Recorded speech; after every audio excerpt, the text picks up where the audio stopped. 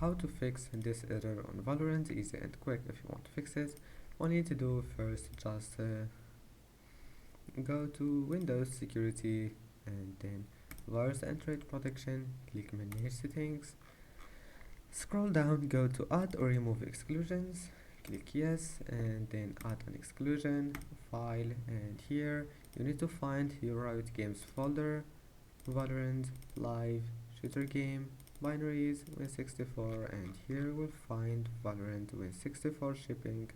Click on it and click open, and that's it. Now the last thing you need to do, just type here services, scroll down, and right click on VGC. If you can't click here stop, just click on it, and that's it. Make sure it's stopped, and then right click on it again, go to properties, make it automatic, apply and OK, and then restart your PC, and that's it. Your problem must be fixed, and see you in the next video.